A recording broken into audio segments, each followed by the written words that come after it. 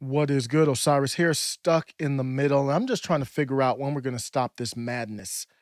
Check out the channel. I'll have an upload every day at 9 a.m. at the very least. Thank you for joining. I'm a little animated, so let me calm down. I'm going to watch this video, and I want to play this video, and then we're going to talk about it. Why doesn't Biden get this done? Well, because Biden only has a majority of effectively 4 votes in the House and a tie in the Senate, with 2 members of the Senate who vote more with my Republican friends.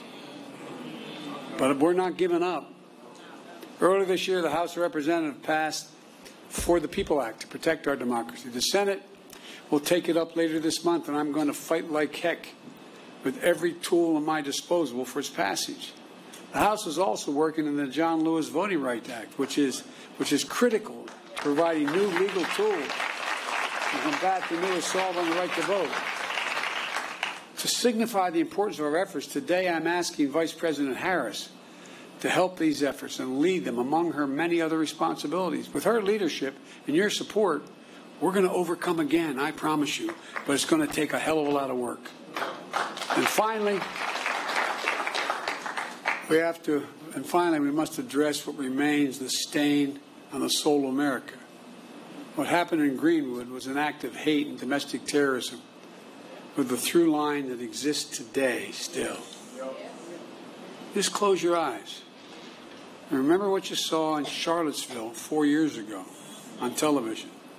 Neo-Nazis, white supremacists, the KKK, coming out of those fields at night, Virginia, with lighted torches, the veins bulging on as they were screaming. Remember, just close your eyes and picture what it was.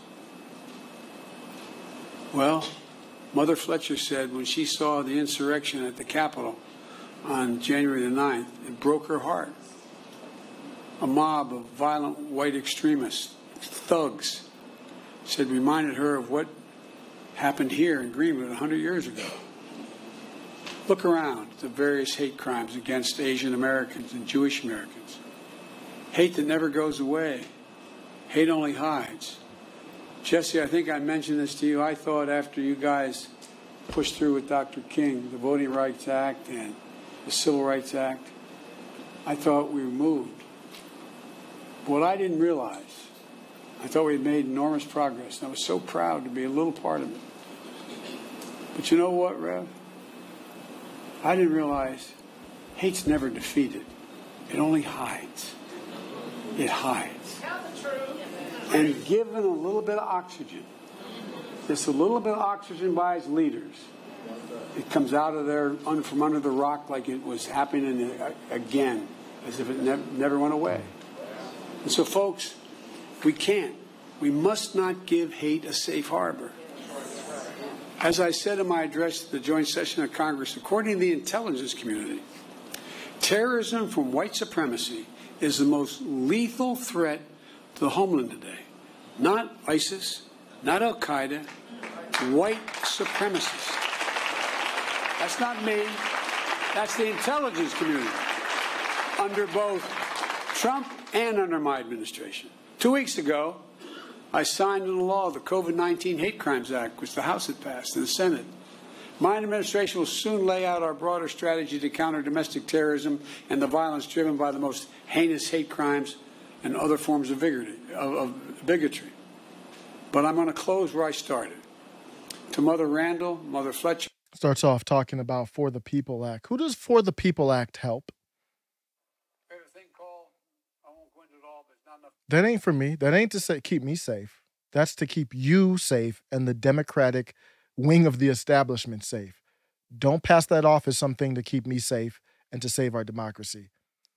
To save our democracy, it would have to be a bipartisan effort. There's nothing that, if you want to coin as saving our democracy, that wouldn't help both Republicans and Democrats. And God forbid, a third-party person or an independent person.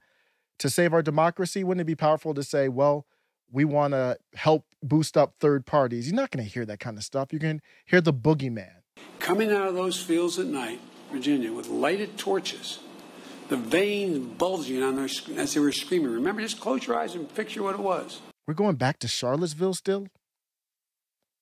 White supremacy, according to our national agencies is the number one threat. Where are the facts?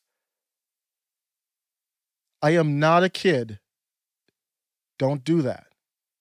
Don't try to, a white supremacist. A white supremacist. I'm not scared, bro. You're not scaring me into your BS. And this is tough for me. I have the utmost respect for the office of the presidency. This stuff has to stop. I don't want to hear this anymore. I want to hear tangible things for our country. I don't want to talk about this white supremacy boogeyman that I haven't seen anywhere. The ideology which holds that the white race is superior to all others. The prejudice that members of the white race are superior to members of other races. So if you don't have tangible proof of that through someone's words or their actions, how are you labeling them white supremacists? Are they out there? Of course they are. They're in the streets. They're at the grocery store. They're everywhere. You know where else they are? In the Democratic Party. If you are really rooting out white supremacy, wouldn't you go and root it out of your own party as well? I've never heard a Democrat say, we've got to root out white supremacy out of the Democratic Party. So it's not about white supremacy. Don't do that. I've had enough of it. It's completely disingenuous. The only people who buy into this are people who are walking around the world and don't know what the hell is going on. And I don't blame them. You've got kids, you've got a job, you've got things to do. Or people whose job or careers are tied directly into the Democratic establishment or even the right establishment. What a lot of people don't understand, including very smart people out there, I've talked about Tim Pool as well, a guy I respect a lot. The Republican Party is in agreement with the Democrat establishment. They just don't have any power. That's why you see them not do anything. They can't do anything. They don't have any power or influence over us. Or anywhere near the Democratic establishment. Cori Bush said it. White supremacist this, white supremacist that. Here is a white supremacist. There is a white supremacist. White supremacist president who incited a white supremacist insurrection. It's to root out white supremacy, starting with impeaching the white supremacists. We have to change the laws. Texas is exposing the white supremacy. Georgia's laws are exposing the Jim Crow, the white supremacies. We've got to protect you. You can't watch independent people on YouTube because of white supremacy. What does that put me? That means I'm not black. Oh, what else is happening? No, the police, that's white supremacy. The voting issue, the police, the election, what is not white supremacy? What are you not hiding behind with white supremacy? We have to allow Antifa because they're against white supremacists. What is going on? Don't talk to me like I'm some child that needs to be patronized. Stop this nonsense. That's why people don't trust the government. We're not stupid. Notice they say it's a threat to democracy. What they really mean by that, it's a threat to take you outside of the establishment. It's not white supremacy. When they say save our democracy, threat to our democracy, we know we're a representative republic. It's not really a democracy, but that's just the terms we throw out there. It's a threat to democracy. What that means is it's a threat to our establishment power. That's why black people are so important. Without the support of the vast majority of black people, they can't be throwing around this term white supremacy, white supremacy. That's why what Kwame Brown is doing, this former NBA player, he's talking out, giving another perspective. He's one of the only people I've ever heard give his perspective and not be called a sellout. That's a significant thing. And his perspective is from a Southern, kind of a typical Southern perspective, whether you're black or white, where I don't care about what y'all are talking about. I farm. I grow my own crops. I don't need y'all. I think independently. That's why you don't see any black people that do that. Because you can't have this narrative of white supremacy with black people coming out and say, that's not what we worried about. It's nothing more than political gamesmanship. How about Antifa? Are they white supremacists? Or can I be a white person and just say I'm for Black lives and then I'm immune from this term of white supremacy? Are they a threat? Regardless of what you label them. You went to the national agency. I looked at the stats. They aren't counting Antifa as a domestic terrorist organization.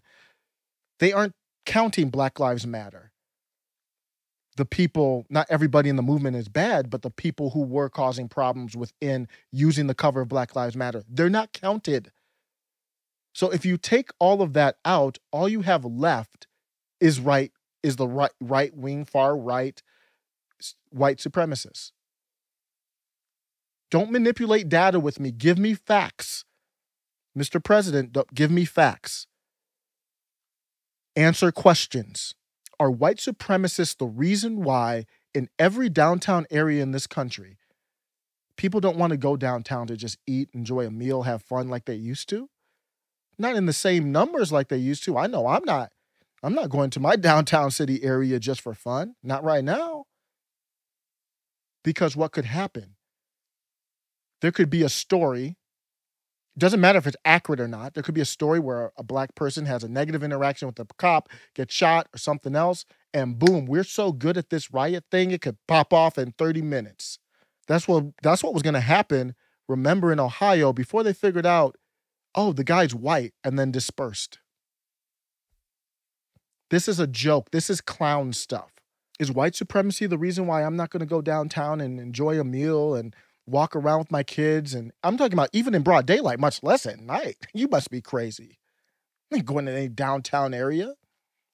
There could be anything that happens to pop off a local Antifa group or Black Lives Matter group. Is that white supremacy that is making me afraid of downtown? And is that right wing that's making me afraid? Or is it apolitical? Or is it left? Why didn't you talk about that? I would recommend, if you're going downtown at any point to enjoy a meal or whatever, for me personally, I would buy, I don't own any, but I would buy some Black Lives Matter paraphernalia. And if something pops off, I can disguise me, my wife, and my kids in a bandana or shirt, and we can get the hell out of there, hopefully. I'm on your side, even though I'm not. Gotta go undercover. How about ransomware attacks, Joe? Are those domestic threats? Are they worth mentioning, at least with this white supremacy I'm supposed to be scared of? Are the ransomware attacks white supremacy? They've attacked our oil supply now, gas supply through the Colonial Pipeline hack, and then now recently our meat supply. Are they threats at all? Or is the white supremacy more important? Is January 6th more important than that? What about Hollywood figures having to speak Mandarin and apologize for a position that is very fine to have as an American? Is that a threat to our democracy or not? Our ties into the establishment of China? What about future plagues, future pandemics? We don't even know how this one started. Does that make sense? Is that a threat to our democracy? We haven't acknowledged publicly that lockdowns were terrible. Can we figure that out for the next one? Can we learn something from this? We haven't discussed how to better allocate money if the economy goes down. Should we lock down? Should we not? How do we allocate money? Do we do a universal basic income? Have you had those discussions? I don't hear you. That would help Black people more than this boogeyman of white supremacists, the KKK. Give a hell about the KKK. You know, I would probably be more comfortable talking to a KKK member than your typical non-playable character liberal who's spitting critical race theory. Do you understand? I probably would have a better civil discussion with a KKK white supremacist member than someone spitting critical race theory. And they're both on the same level outside of the norm where I am. I'm not worried about that. Don't try to scare me. I ain't scared. Coming out of those fields at night, Virginia, with lighted torches, the veins bulging on as they were screaming. Remember, just close your eyes and picture what it was. You want a 1/6 commission to study what happened in 1/6, but you don't want a commission for the pandemic. You don't want a commission for election integrity. What is happening? What about election integrity? Republicans think it's restricting voting. Nonsense. That's not election integrity. Democrats think it's raining ballot from the sky so everyone and their mother can vote with no restrictions. That's not election integrity. Why is nobody talking about what do we do after we get the votes? Why is no one talking about transparency after the votes are taken? It tells you a lot. They don't care about election integrity.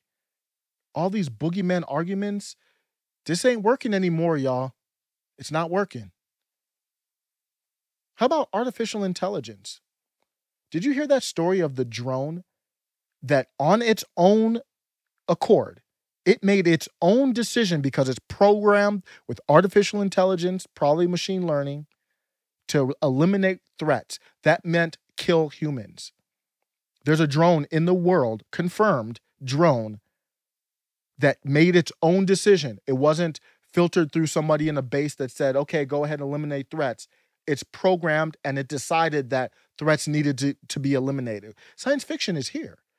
I've never even heard Joe Biden say the word Tesla. I've never, in a good way, a great American company, and a threat to, China kind of, in my opinion, maybe making stuff up against Tesla, but they need Tesla because they don't want to fall behind. I haven't heard him say the word artificial intelligence yet. So you were telling me white supremacy is a bigger threat than artificial intelligence, AI, the algorithms that we're a slave to on Twitter, YouTube, Facebook. These social media companies aren't a threat to our democracy, but white supremacy is. Stop it. I'm done with this. I'm done with you. Don't do that anymore. People are losing faith. How about the concept of our citizens losing faith?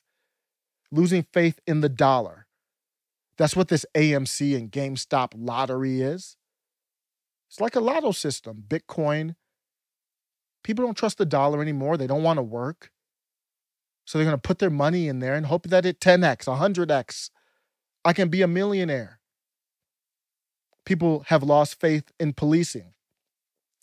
Defunding them doesn't address that. These acts that you want to pass through Congress, that does not fix the loss of faith people have in policing.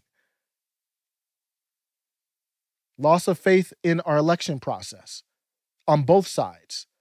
So if we do an election in 2022, half the people aren't going to trust the results. If we do an audit, half the people aren't going to trust the audit results. That is broken.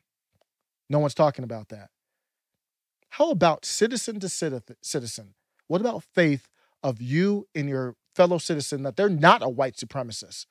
This white supremacist talk, this boogeyman talk, I'm worried about our young people thinking every white person is a white supremacist. Where does this definition end? So you have fellow citizens who are looking at each other sideways. If you think white supremacy is the number one threat to our democracy, then you're a non-playable character. You're that person, you're that character in a video game that's just walking around, that can't make decisions, doesn't know what's happening, and is easily programmed to do whatever somebody wants them to do. A robot, a zombie. And I would love to hear your retort if you think that white supremacy is the number one issue in our country. Take care.